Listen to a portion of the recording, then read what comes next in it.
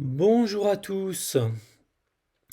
Comme je vous l'ai expliqué avec ma proposition numéro 10, j'augmente l'âge légal de départ à la retraite à 65 ans. Bien évidemment, cette proposition est incomplète si on n'étudie pas la situation des régimes spéciaux.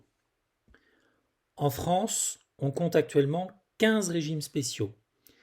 Ils concernent essentiellement des agents du secteur public, 4,7 millions de cotisants pour 4,5 millions de pensionnés. Ces agents bénéficient historiquement de toute une série d'avantages que n'ont pas d'autres agents du public et surtout que n'ont pas tous les salariés du secteur privé. La plupart des régimes spéciaux n'ont plus aucune légitimité et créent de facto des situations d'injustice au sein de la population. À titre d'exemple, prenons le cas emblématique de la SNCF. Je rappelle qu'actuellement, l'âge légal de départ à la retraite en France est de 62 ans.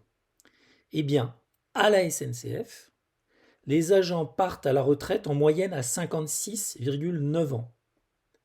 Encore mieux, les agents de conduite de la SNCF, ainsi que ceux de la RATP, partent à la retraite à 50,8 ans en moyenne.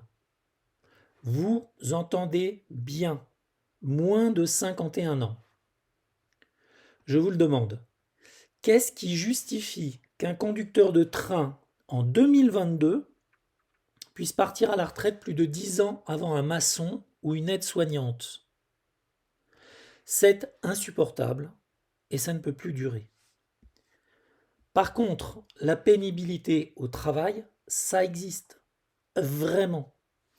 Certains arrivent à 50 ans brisés physiquement, parfois mentalement. Cette pénibilité doit être reconnue et prise en compte dans l'âge légal de départ à la retraite, que ce soit à travers l'âge ou le nombre de trimestres cotisés. Avec ma proposition numéro 16, premièrement, je supprime tous les régimes spéciaux de retraite.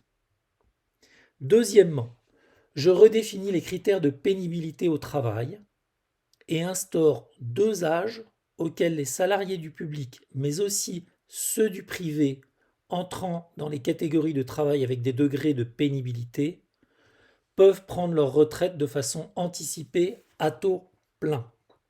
Et je propose 55 ans pour le premier degré de pénibilité, qui pourrait concerner par exemple les salariés du bâtiment, et 60 ans pour le deuxième degré, qui pourrait concerner par exemple les aides-soignantes. Une fois encore, il conviendra de faire une étude approfondie pour déterminer les professions entrant dans chacune de ces catégories. Je vous remercie de m'avoir écouté. À très vite.